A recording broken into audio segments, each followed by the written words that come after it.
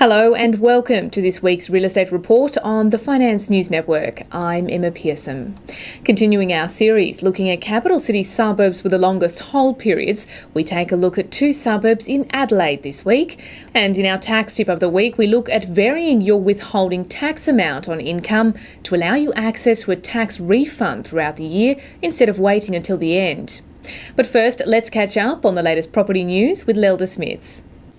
Housing starts have increased for the 100 largest residential builders in Australia. The Housing Industry Association reports from 2009 to 2010, the country's 100 largest builders recorded 60,590 housing starts, representing a 22.8% increase on the year before and the highest level since 2004.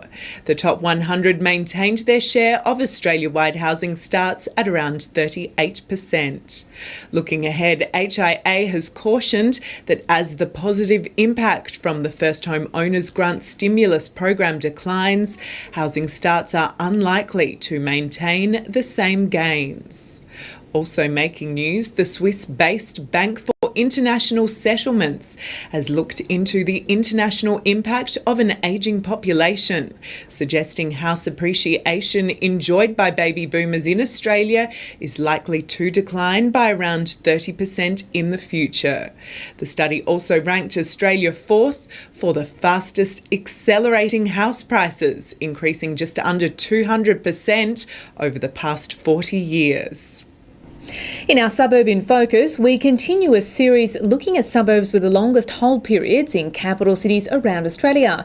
This week we look at two suburbs in Adelaide. First, let's take a look at the housing market in Wayville, located around 3 kilometres southwest of Adelaide CBD.